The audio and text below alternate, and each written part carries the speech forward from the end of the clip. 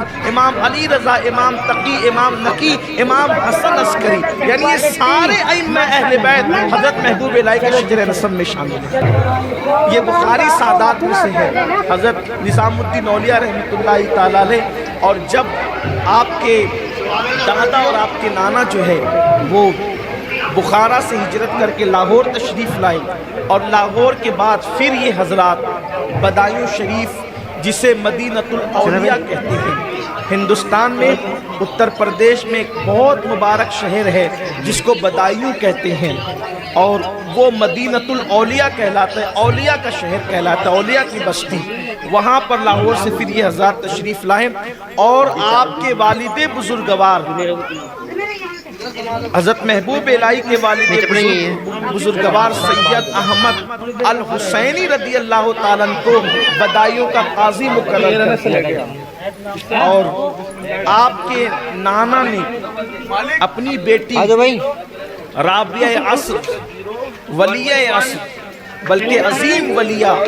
حضرت سیدہ زلیخا، آپ کی والدہ کا نام زلیخا رضی اللہ تعالیٰ عنہ، ان کا نکاح آپ کے والد بزرگوار کے ساتھ کر دیا۔ جب ایسا صدف اور ایسی سیپ نصیب ہو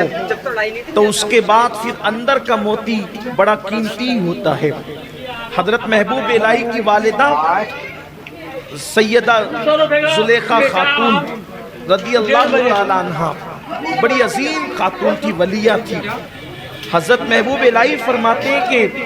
میرے بچپنے میں میری تربیت میری ماں نے بڑی عظیم شان سے کی، بلکہ جب آپ کے والد بزرگوار کا انتقال ہو گیا، وصال ہو گیا، آج بھی بدایوں شریف میں آپ کے والد بزرگوار کا مزار مبارک موجود ہے، تو فرماتے ہیں کہ میرے والد کا جب وصال ہو گیا تو پھر کچھ اچھے حالات گھر کے نہیں رہ گئے۔ ماں نے چرخہ کاٹ کر میری پرورش کی، کئی دن تک فاقے سے رہتے ہم لوگ، ماں اور بیٹے کئی دن تک فاقے سے رہتے، لیکن جس دن فاقہ ہوتا اس دن ماں کبھی یہ نہیں کہتی کہ بیٹا ہم فاقہ کریں گے، بلکہ جس دن فاقہ ہوتا اس دن ماں کہتی بیٹا آج ہم اللہ کے مہمان ہیں۔ جب ماں کہتی کہ آج ہم اللہ کے مہمان ہیں، میں سمجھ جاتا کہ اب کھانا نہیں ملے گا، اور کئی دن تک کے جب فاقہ نہیں ہوتا تو پھر وہ جو جملے کی لذت تھی، ماں کے جملے کی لذت کہ آج ہم اللہ کے مہمان ہیں، جب کئی دن تک کے کھانا ملتا رہتا تو میں ماں سے سوال کرتا امی ہم اللہ کے مہمان کب بنیں گے، امی ہم اللہ کے مہمان کب بنیں گے۔ ایک ماں کا انداز تربیت دیکھیں، اور بلکہ اللہ اکبر، یہ بات میں نے کبھی عرض کی تھی لیکن آج بالخصوص خواتین سن رہی ہے تو میں ان سے بھی عرض کرنا چاہتا ہوں کہ حضرت محبوب الہی فرماتے ہیں کہ جب قدوری مکمل ہوئی اور بدایوں شہر کے لیول پر جب میری تعلیم کی تکمیل ہوئی تو اس وقت میرے استاد نے فرمایا کہ بیٹے علماء کے اور موجودہ دور کے قانون کے مطابق ہم تمہاری دستار بندی کریں گے، تمہاری دستار ہوگی، تو تم اپنی امی سے کہنا کہ اتنے پیسوں کا انتظام کریں کہ دستار بندی کی جائے۔ تو میں نے پوچھا کہ دستار میں کیا ہوتا ہے، تو کہا کہ امامہ باندھا جاتا ہے، امامے کا انتظام کریں، اور جو علماء اور مشائخ امامہ باندھنے کے لیے آتے ہیں ان کے لیے دعوت کا اہتمام کیا جاتا ہے۔ تو جس وقت حضرت محبوب الہی گھر گئے اور ماں سے کہا امی میری دستار ہے، اور استاد نے کہا کہ علماء اور مشائخ کے لیے دعوت کا انتظام کرنا ہے اور دستار بندی کے لیے یعنی امامے کے کپڑے کا انتظام کرنا ہے، تو ماں نے کہا بیٹا کچھ دن کی مہلت اپنے استاد سے لے لو، اس لیے کہ ہمارے پاس اتنی رقم نہیں اور اتنی طاقت نہیں ہے کہ ہم دستار بازار سے خرید کر کے لائیں، اس لیے تمہاری دستار میں خود جو ہے وہ تیار کروں گی۔ حضرت محبوب الہی فرماتے ہیں دن کو میری ماں چرخہ کاٹتی تھی اور رات کو میری امی میرے لیے دستار تیار کرتی تھی۔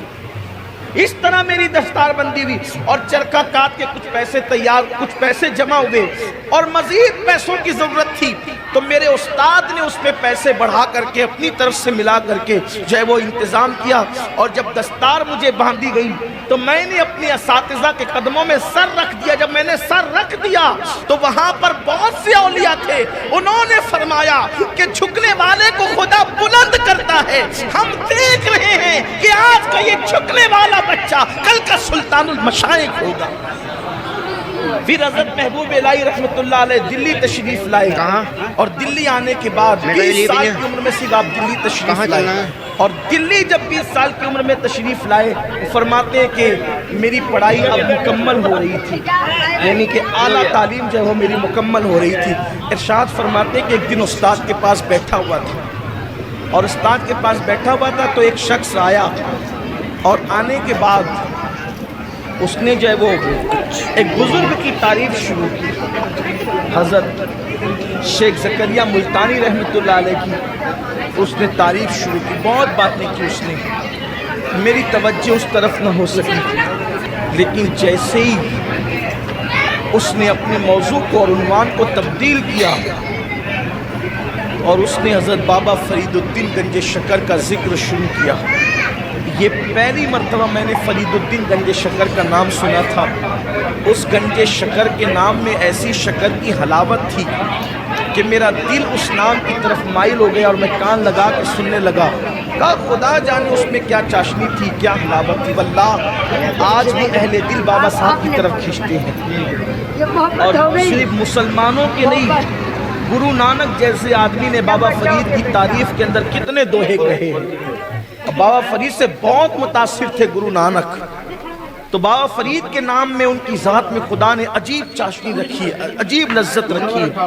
شاید میں نے کبھی آپ سے یہ عرض کیا تھا کہ حضور غریب نواز کہتے تھے سرکار قطب الدین بختیار کاکی سے کہ بابا قطب تم نے ایسے شاہباز کا شکار کیا ہے کہ اس کی وجہ سے قیامت تک تمہارا نام زندہ رہے گا۔ وہ ہے بابا فرید، فرد فرید، کائنات ولایت کے اندر لاسانی ذات،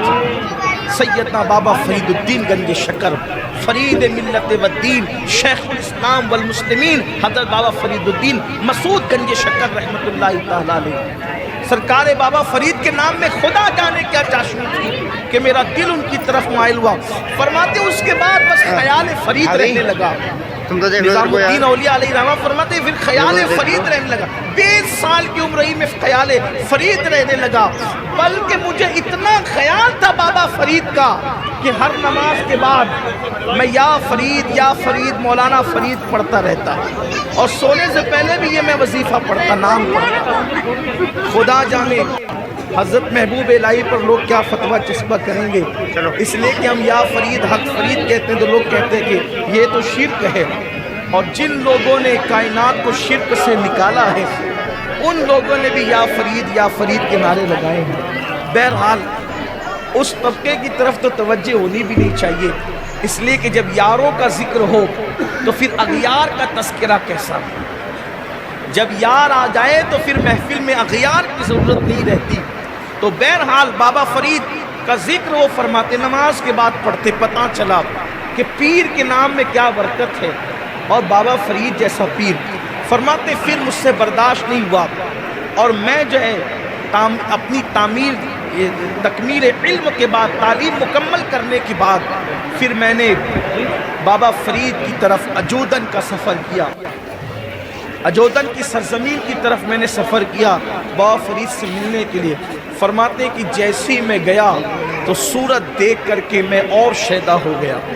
اور بہت محبت پھر پیر کی دل میں بیٹھ گئی، اور پھر میں نے بیعت کا شرف حاصل کیا۔ جب میں نے شرف بیعت حاصل کیا پہلی محفل کے اندر، اللہ اکبر، اب بابا فرید گنج شکر رحمت اللہ علیہ کے مریدوں میں جب میں شامل ہوا تو میرے دل میں خیال آیا کہ میں پیر کے ملفوظات کو جمع کروں، حضرت جو کہے اس کو لکھ لیا کروں، اور وہ تو روشن ضمیر تھے بابا فرید۔ حضرت نظام الدین اولیاء فرماتے ہیں کہ جیسی مجھے خیال آیا، فرمایا بیٹے جو مرید اپنے پیر کے ملفوظات کو جمع کرتے ہیں ان سے خوش نصیب لوگ نہیں۔ جو لوگ اپنے پیر کے ملفوظات کو جمع کرتے ان سے خوش نصیب لوگ کوئی نہیں. اور فرمایا محمد احمد تیری شان یہ ہے کہ کوئی لمحہ ایسا نہیں گزرتا، کوئی لمحہ دن میں رات میں کوئی لمحہ ایسا نہیں گزرتا جس لمحے میں اللہ میرے دل میں یہ بات نہ ڈالتا ہو کہ نظام الدین جو ہے وہ اللہ کا زندہ ولی ہے. میرے دل میں یہ بات ڈالی جاتی ہے ہر لمحہ تیرے متعلق کہ تو اللہ کا زندہ ولی ہے، اور یہ وہ ہے کہ جس کے دل میں اللہ کی محبت رچی بسی ہے. تیرے متعلق میرے دل میں یہ بات آتی ہے. اور پھر فرماتے ہیں حضرت بابا فرید الدین گنج شکر نے پھر مجھے نصیحت فرمائی. فرمایا بیٹا یہاں سے جب دلی جانا تو دلی کے اندر ریاضت اور مجاہدے کی طرف توجہ کرنا، اور بہت ریاضت کرنا، بہت مجاہدے کرنا. اور فرماتے ہیں بابا فرید نے مجھے یہ بھی وصیت فرمائی کہ نظام الدین، حالانکہ اس وقت آپ کو